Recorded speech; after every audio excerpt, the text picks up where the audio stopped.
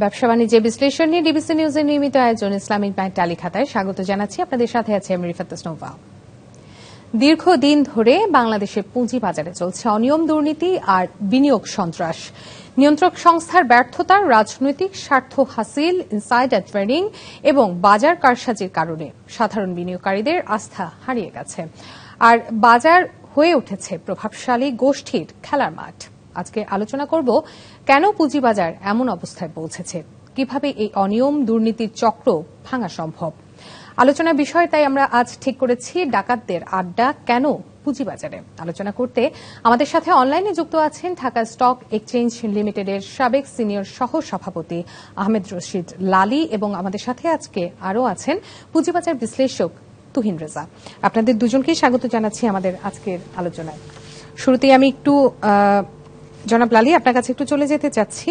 সম্প্রতি সিএমজিএফ এর একটি অনুষ্ঠান আমরা দেখেছি যেখানে প্রেস সচিব বলেছেন যে পুঁজিবাজার ডাকাতের আড্ডা হয়ে গেছে, এখানে ক্ষুদ্র বিনিয়োগকারীরা ক্ষতিগ্রস্ত হচ্ছেন এবং একই সাথে তিনি বলেছেন প্রতারণার শিকার হচ্ছেন। আপনি তো দীর্ঘদিন ধরে এই পুঁজিবাজার নিয়ে কাজ করছেন, আপনার কি মনে হয় আসলেই পুঁজিবাজার ডাকাতদের রাজত্বে চলে গেছে? আমি সম্পূর্ণ দ্বিমত করি। শফিকুল আলম সাহেবের এইসব কথা বলার কোনো এখতিয়ার নাই এবং he doesn't know anything about পুঁজিবাজার। উনি এসে একটা বক্তব্য দিয়েছেন যেটা খুব আমি একটা হাই অবজেকশন দিচ্ছি ওনার এইসব বক্তব্যকে। এবং উনি আরো কিছু ব্যক্তিগত কমেন্ট করেছেন যেটা যে রকিবুর রহমান সাহেব বাংলাদেশ ব্যাংকের গভর্নরকে উনি বকাঝকা দিয়ে কাজ করিয়েছেন। একদম মিথ্যা কথা এবং ডাহা মিথ্যা কথা। উনি কিছুই জানেন না, উনি সাংবাদিক হতে পারেন কিন্তু উনি যে বক্তব্য দিয়েছেন সেটা সম্পূর্ণভাবে একটা এখতিয়ার বহির্ভূত বক্তব্য এবং পুঁজিবাজার সম্বন্ধে এবং একজন মানুষ সম্বন্ধে এরকম কথা বলা ওনার একেবারেই অনুচিত হয়েছে। এই যে ডাকাত টাকাত এগুলা উনি হয়তো ডাকাত হতে পারেন কিন্তু পুঁজিবাজারের কোন লোক ডাকাত না, বিনিয়োগকারী ওনারা এবং সেল বাইয়ের মাধ্যমে লাভ লোকসান করে এখানে বিনিয়োগকারীরা। সো কাজেই এই কথাটা সম্পূর্ণভাবে উনি এখতিয়ার বহির্ভূত বলেছেন। আমি নিন্দা জানাই উনার এই বক্তব্যের।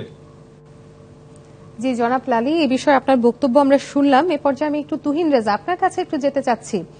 আপনি তো শুনেছেন জনাব লালী সম্পূর্ণভাবেই দ্বিমত পোষণ করেছেন এই বিষয়টি নিয়ে, যেখানে বলা হয়েছে পুঁজিবাজার ডাকাতের আড্ডাখানা হয়ে গেছে। আপনার কাছে একটু আমি জানতে চাবো আপনিও কি তার সাথে একমত কিনা, এই বিষয়টা একটু বলবেন আপনি আমাকে। লালী ভাইরা অনেকদিন ধরেই মার্কেটে আছেন এবং জন্মলগ্ন থেকে মার্কেটের প্রায় জন্মলগ্ন থেকেই ওনারা আছেন। 96 থেকে শুরু করে 2001 থেকে শুরু করে 2010 সমস্ত উত্থান পতনগুলো ওনারা দেখেছেন। ওনাদের যে ব্যক্তিগত অভিজ্ঞতা সেই অভিজ্ঞতার সাথে একমত না হওয়ার কোনো কারণ নাই, কিন্তু কথা হচ্ছে যে লালী ভাই যেটা বললেন প্রাধান্যযোগ্য বিষয় হচ্ছে যে একজন প্রেস সচিব, প্রধান উপদেষ্টার প্রেস সচিব ক্যাপিটাল মার্কেট নিয়ে কেন কথা বলবে, এবং উনার তো এটা এখতিয়ারে নাই। মানে উনি ক্যাপিটাল মার্কেট নিয়ে কথা বলার তো কোনো দরকার নাই, ওনার অন্যান্য জিনিস আছে। যদি প্রধান উপদেষ্টা ক্যাপিটাল মার্কেট নিয়ে কোনো কথা বলতেন, ক্যাপিটাল মার্কেটের সাথে বসতেন, তখন উনি প্রেস রিলিজের সময় উনি কথা বলতেন। কিন্তু এটা তো আউট অফ দ্য বক্স উনি ক্যাপিটাল মার্কেট নিয়ে কথা বলবেন। এবং যে সমস্ত কথা উনি বলেছেন, কিছু কিছু কথা ধরেন মার্কেট ভালো হচ্ছে, ব্যাংক ভালো হচ্ছে, আপনি দেখেন ইন্টারেস্ট রেট 14 হয়ে গেছে ব্যাংকগুলার, মানুষ কেন ক্যাপিটাল মার্কেটে আসবে? আপনি দেখেন মার্কেট ক্যাপ 25,000 কোটি টাকা নাই। 25,000 কোটি টাকা কে চুরি করলো? একজন লোক বিও অ্যাকাউন্ট করলে তাকে যদি আপনি চোর বলেন কিভাবে হবে? আপনি দেখেন প্রায় 1084 কোটি টাকা জরিমানা করেছে এই সিকিউরিটি এক্সচেঞ্জ গত 9 মাসে। 1084 কোটি টাকা জরিমানা করেছে, কাদেরকে করেছে, কিভাবে করেছে আমরা জানি না। এরা কি ডাকাত না ওটা আমরা জানি না, এরা কি চোর না এটা আমরা জানি না। সাধারণ বিনিয়োগকারীরা শঙ্কিত, কারণ যারা মার্কেটে বিনিয়োগ করে বড় বড় গ্রুপ যারা ছিল 5ই আগস্টের পর, যারা আগের চোর ছিল তারা তো মার্কেটে নাই। এখন যারা মার্কেট প্লে করতেছে, যারা মার্কেটকে ভালো করতে চাচ্ছে, তাদের মধ্যে কিছু লোক হয়তো কোনো ভাবে জড়িত, কোনো যন্ত্রণা আছে, কোনো একটা আনফেয়ার মিন অ্যাডাপ্ট করেছে, সেগুলা বিচার সাপেক্ষ ব্যাপার। বিচার করে তারপরে এগুলাকে করা দরকার। এখন আপনার ঢালাও ভাবে 1084 কোটি টাকা আপনি জরিমানা করলেন, 617টা বিও অ্যাকাউন্টকে আপনি লক করে দিলেন। ইন হুইচ বেসিসটা কি? এখন ধরেন আপনি একটা বিও অ্যাকাউন্ট করবেন, মানুষ আপনাকে মনে করবে যে আমি চোর হয়ে যাব বিও অ্যাকাউন্ট করলে মার্কেটে। কারণ কি? আমরা সবাই ডাকাত, আমরা সবাই চোর। এই কথাগুলি না বলে দীর্ঘমেয়াদী পুঁজি বিনিয়োগ করতে হবে। এইখানে ধরেন আজকে ব্যাংকে যে সমস্ত কোম্পানিগুলো ব্যবসা করতো 9% থেকে ইন্টারেস্ট হয়ে গেছে 14%। যাদের কিস্তি ছিল 1.5 কোটি টাকা, ওদের কিস্তি হয়ে গেছে 2.5 কোটি টাকা। এখন আপনার গ্যাসের প্রেশার নাই, 7 দিন ধরে আপনার মাল ওঠানো বন্ধ চিটাগাং পোর্টে। আপনি 10 দিনের একটা বিরাট ছুটি ঘোষণা করলেন। এই বিরাট ছুটি নেওয়ার ক্যাপাসিটি কি বাংলাদেশের আছে? এই ইন্ডাস্ট্রিগুলোকে তো আপনাকে যে এই ক্যাপাসিটি আছে কিনা আমাদের 10 দিন ছুটি নেওয়ার মতো। যে এই 10 দিনের তুহিন রাজা, এই 10 দিনের ছুটির বিষয়টিতে আমরা আসবো, কিন্তু তার আগে আপনার কাছে একটু একটা বিষয় আমি জানতে চাচ্ছি। এই যে আমরা দেখেছি বিভিন্ন রাজনৈতিক দল ক্ষমতায় আসার পর বিভিন্ন ক্ষেত্রে বিভিন্ন খাতে তারা যে সংস্কারগুলো করেন, সেই সংস্কারগুলো বা রিফর্মগুলো তাদের নিজস্ব স্বার্থ হাসিলের জন্য তারা করে থাকেন, এরকম একটি অভিযোগও কিন্তু আমরা পেয়েছি। আপনার কাছে কি মনে হয়, সরকার যদি জানেই ডাকাত কে, তাহলে সেই ডাকাতদের বিরুদ্ধে এই মুহূর্তে ব্যবস্থা কেন গ্রহণ করা হচ্ছে না? তাহলে কি সরকারও নিজের পারপাস সার্ভ করছে এক্ষেত্রে, নাকি এই পুঁজি বাজারটিকে নিয়ে একটি ইঁদুর বিড়াল খেলা চলছে? আপনি কি মনে করছেন? না, আমি মনে করছি গভর্নমেন্ট তাদের যে রিফর্ম গুলো করছে, সেই রিফর্ম গুলোর সাথে কিছু কিছু রিফর্মের সাথে আমিও একমত। এই গভর্নমেন্টের যে ফরেন বিনিয়োগ আসবে সে ব্যাপারে আমিও একমত। ক্যাপিটাল মার্কেট আসলে হয়তো ভালো হতো, বাট তাদের যে অনভিজ্ঞতা, তা এসএসসির চেয়ারম্যান বিশেষ করে তার যে অনভিজ্ঞতা, সেই অনভিজ্ঞতা পুরো মার্কেটের উপর পড়েছে। কারণ আপনি একজন অভিজ্ঞ লোককে তো ক্যাপিটাল মার্কেট দায়িত্ব দেন নাই। আপনি যদি আজকে লালি ভাইকে দায়িত্ব দিতেন, আপনি যদি এইরকম ক্যাপিটাল মার্কেট বোদ্ধাদের কেউ একজনকে দায়িত্ব দিতেন, তাহলে ক্যাপিটাল মার্কেট তারা বুঝতো কে মার্কেট প্লেয়ার, কে মার্কেট প্লেয়ার না, কার সাথে কি করতে হবে সেটা তারা বুঝতো। কিন্তু যাকে আপনি দায়িত্ব দিলেন সে তো ক্যাপেবল না টু রান দ্য মার্কেট। এখন সে কি করতেছে, কিভাবে করতেছে, তার ফোরসাইটনেস কি এবং তার প্রেরোগেটিভ কি, সেগুলো তো আমরা জানি না। ইভেনচুয়ালি একটা মার্কেট, হ্যাঁ হয়তো ভালোর জন্য কিছু কিছু ডিসিশন তারা নিচ্ছে, রিফর্ম তারা করার চেষ্টা করতেছে, কিন্তু রাইট লোককে রাইট জায়গায় পুট না করে কোনো রিফর্ম হবে না। তো আপনি এমন একজন লোকের দায়িত্ব দেন ক্যাপিটাল মার্কেটে যে ক্যাপিটাল মার্কেট রিলেটেড, সে বুঝবে কিভাবে রিফর্ম করতে হবে। সেক্ষেত্রে আমরা জানি যে জনাব আহমেদ রশিদ লালী, আমি বলছিলাম শুরুতেই যে দীর্ঘদিন ধরে আপনি পুঁজিবাজার নিয়ে কাজ করছেন। আমরা যতটুকু জানি বিভিন্ন সময় আলোচনা থেকে বা এই এখন যে পরিস্থিতি আসলে পুঁজিবাজারের আমরা দেখছি, পুঁজিবাজারের একটি গভীর সংস্কার প্রয়োজন রয়েছে। তো এই সংস্কারের দায়িত্ব তাহলে কে নেবে? ওকে, দেখেন শফিকুল আলম সাহেব যেটা, উনি হলো সরকারের প্রেস সচিব। তাহলে কি আমরা ধরে নিতে পারি যে সরকারের বক্তব্য উনি দিয়েছেন সব ডাকাত? কথা কি এরকম? এটা তো শফিক সাহেবকে আমি চ্যালেঞ্জ করছি যে উনি এসে আমাদেরকে ব্যাখ্যা দিক যে কে ডাকাত। উনি যে কথাটা বলেছেন নিশ্চয়ই একটা পয়েন্ট থেকে উনি বলেছেন, বাট উনি, এটা তো সরকারের কথা নয়। তো যদি এটা সরকারের কথা হয় তাহলে উনি ব্যাখ্যা দিক যে কারা ডাকাত। আমি আপনাকে একটা কথা বলি, 617টা অ্যাকাউন্টের কথা তুহিন ভাই বললেন। 617টা অ্যাকাউন্ট আজকে 8 মাস ধরে এইটা ফ্রিজ করে রাখা হয়েছে। এখন 8 মাস ধরে এই ব্যক্তিবর্গরা চিঠিপত্র দিচ্ছেন যে ভাই আমার অপরাধটা জানান, আমি কি অপরাধটা করেছি। 8 মাস ধরে ওনাদেরকে অপরাধ জানানো হচ্ছে না, ফ্রিজ করে রাখা হয়েছে।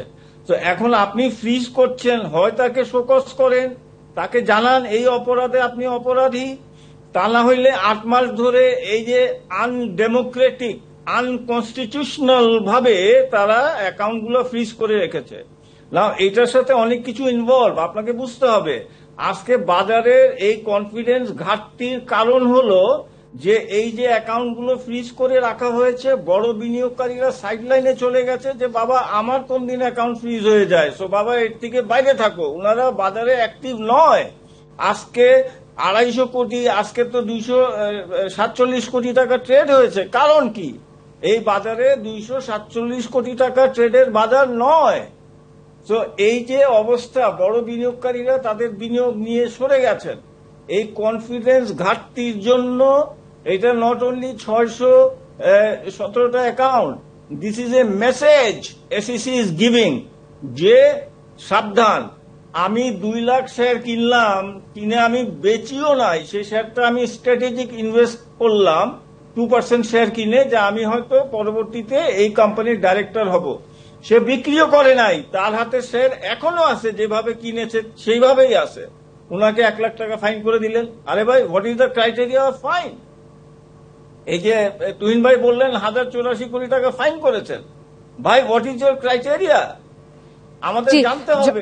জনাব আহমেদ রশিদ লালী, আমরা আপনার এই যে অ্যাকাউন্ট ফ্রিজিং এর বিষয়টি উঠে আসলো, এই বিষয়টি নিয়ে আমরা আরো আলোচনা করব, কিন্তু আমরা এখন একটি বিরতি নিয়ে আসছি। বিরতি নিচ্ছি ব্যবসা বাণিজ্যের বিশ্লেষণ নিয়ে ডিবিসি নিউজের নিয়মিত আয়োজন ইসলামিক ব্যাংক টালিখাতায়। আবারও স্বাগত জানাচ্ছি ব্যবসা বাণিজ্যের বিশ্লেষণ নিয়ে ডিবিসি নিউজের নিয়মিত আয়োজন ইসলামিক ব্যাংক টালিখাতায়। আজ আমরা আলোচনা করছি ডাকাতের আড্ডা কেন পুঁজিবাজার, এই বিষয়টি নিয়ে। আমাদের সঙ্গে দুজন অতিথি যুক্ত আছেন। আমাদের সাথে যুক্ত আছেন আহমেদ রশিদ লালী এবং আছেন তুহিন রেজা। আমরা বিরতির আগে ছিলাম জনাব লালী আপনার কাছে, আপনি অ্যাকাউন্ট ফ্রিজিং এর বিষয়টি নিয়ে কথা বলছিলেন। এ পর্যায়ে আমি একটু জানতে চাবো জনাব তুহিন রেজা আপনার কাছে, এই যে টাস্কফোর্স গঠন করা হলো এবং বিভিন্ন সমস্যা সমাধানের কথা বলা হলো, উদ্যোগ নেওয়া হলো, আসলে এই সমস্ত সমস্যা কতটুকু সমাধান করা সম্ভব হয়েছে? আগে আসেন লালী ভাই যেটা বলতেছিল বিরতির আগে, যে আপনি অ্যাকাউন্ট ফ্রিজ করবেন, অ্যাকাউন্টে জরিমানা করবেন, 1084 কোটি টাকা জরিমানা করেছেন। আনরিয়ালাইজ প্রফিটের উপর কোন লোক জরিমানা করতে পারে কিনা এটা আমার জানা নাই, কারণ আপনার প্রফিট তো রিয়ালাইজই করেন নাই। আপনি প্রফিট রিয়ালাইজ না করলে জরিমানাটা কিসের উপরে হবে? এখন আপনি একটা শেয়ার কিনছেন, শেয়ারের দাম বাড়ছে, 2 দিন পর ওই শেয়ারের দামটা কমে গেছে, আপনার ইকুইটিও মাইনাস হয়ে যেতে পারে ইউনিভার্ন।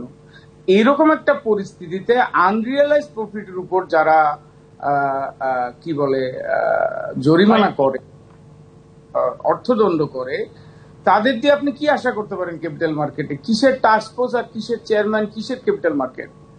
আপনি যেই ক্যাপিটাল মার্কেট আনরিয়ালাইজ প্রফিটের উপর যারা জরিমানা করে, সেই ক্যাপিটাল মার্কেট কিভাবে আপনি বলবেন যে সে টাস্কফোর্স গঠন করে পুঁজিবাজার 9 মাসে ঠিক করে দেবে? হ্যাঁ, হইতো যদি আপনি টাস্কফোর্সের যারা মেম্বার তারা ক্যাপিটাল মার্কেট রিলেটেড হইতো, 2-4 জন লোকরে আপনি ডাকতেন, কথা বলতেন, বসতেন দীর্ঘমেয়াদী। দেখেন, কোনো আইপিও নাই, পুঁজিবাজারে কোনো ফান্ড নাই, বিও অ্যাকাউন্ট খোলা মানে চোর।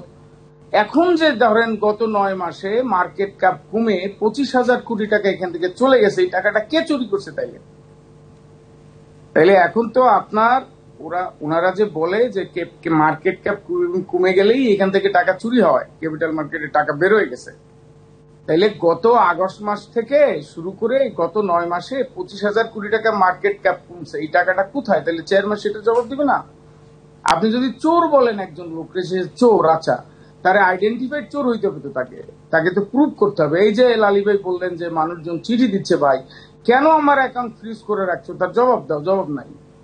1084 কোটি টাকা কেন তুমি ফাইন করলা, তার কোনো কারণ নাই। মানে আনরিয়ালাইজ প্রফিটের উপর তুমি ফাইন করে দিছো, তার মানে কি? তার মানে হচ্ছে এটা অ্যালার্মিং না, অ্যালার্মিং হচ্ছে যে আমার নিয়ন্ত্রক সংস্থা বুঝে না কি করতে হবে, দ্যাট ইজ অ্যালার্মিং। আমি ওই অ্যালার্মিং পার্ট ধরেন করে দিল, আবার এটা উইথড্র করলো, আবার বসে এটার সমাধান করা যাবে, কিন্তু আমার নিয়ন্ত্রক সংস্থা যে বুঝে না ক্যাপিটাল মার্কেট, সেইটার প্রুফ হচ্ছে এগুলা। সে যদি বুঝতো তাইলে তো আনরিয়ালাইজ প্রফিটের উপর সে সেক্ষেত্রে আমরা কি বলতে পারি যে যাদের দ্বারা সংস্কারের কথা সরকার বলছে, কিংবা যাদের মাধ্যমে এই টাস্ক ফোর্স গঠন করার কথা বলা হচ্ছে, তাদের দ্বারা যেই সংস্কারের কথা ছিল, যে সংস্কারের স্বপ্ন নিয়ে সরকার এগিয়েছিল, সেটা সম্ভব হচ্ছে না। এবং আমরা কিন্তু আরেকটি বিষয়ে জানি জনাব লালী, যে বাধ্য হয়ে এক্সপার্ট আনার কথা বলা হয়েছে, যে বাহির থেকে এক্সপার্ট এনে তারপরে 3 মাসের মধ্যে সংস্কার করা হবে পুঁজিবাজারে। আমার প্রশ্ন হচ্ছে, উন্নত বিশ্বের এক্সপার্ট কি বাংলাদেশের এই বাজার পরিস্থিতি বুঝবেন? আমি একটু অ্যাড করি জি জনাব তুহিন রেজা।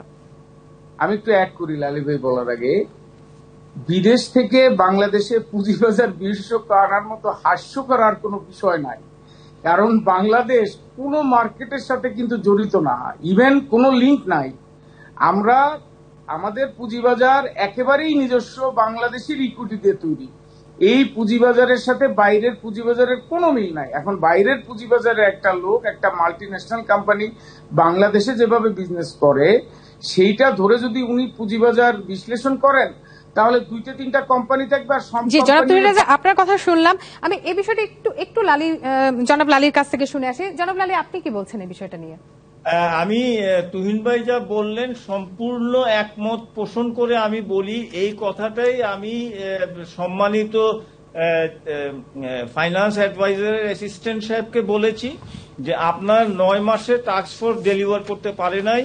ফরেন যে কনসালটেন্ট আনার কথা বলছেন এটা একটা futile exercise, absolutely futile exercise. এবং আমি ওনাকে চ্যালেঞ্জ করে বলেছি যে আমি আর আপনি 7 দিন বসি, 2 ঘন্টা করে বসি, প্রবলেম আমি রিজলভ করে দিচ্ছি। We know what is the problem and we know the solution. So কাজেই প্রবলেমটা হচ্ছে আপনার এসিসি চেয়ারম্যান সাহেব তো বসে না সবার সাথে, উনি তো কতিপয় লোকের সাথে বসে বা দ্যাটস ইট। কিন্তু যারা 40-50 বছর ধরে পুঁজিবাজারে আছে, those who have experience, those who don't carry anybody's brief, উনাদের সাথে ওনারা বসবেন না, বসেন। তো কাজেই উনি কোত্থেকে অ্যাডভাইস পাবেন আর কিভাবে ইমপ্লিমেন্ট করবেন এই জায়গাগুলোকে পুঁজিবাজারে সবার সাথে কথা বলতে হয়। এটা একটা কন্টিনিউয়াস রিফর্ম করার একটা বিষয় আছে পুঁজিবাজারে। তো এই কাজগুলো যদি উনি না বসেন কারোর সাথে, যদি এই তুহিন ভাই এক্সপিরিয়েন্স মানুষ, আজকের না, হি ইজ এ কর্পোরেট ব্যাংকার, তো আপনাকে তো সবাইকে নিয়ে বসতে হবে, হি ইজ অ্যান ইনভেস্টার। তো কাজে এই জিনিসগুলো যতক্ষণ না করেন বাজারে সেই কনফিডেন্সটা ফিরে যদি না আসে তাহলে জি জনাব আহমেদ রশিদ, লালি এবং তুহিন রেজা, আপনারা অনেকগুলো বার্তা দিলেন আজকের অনুষ্ঠানের মাধ্যমে এবং আমরা আশা করছি পুঁজিবাজার সংস্কারে এই বিষয়গুলো আমলে নেবে সরকার। দর্শক, শেষ করছি আজকের তালিখাতা। এতক্ষণ সঙ্গে থাকার জন্য আপনাদের সবাইকে অসংখ্য ধন্যবাদ।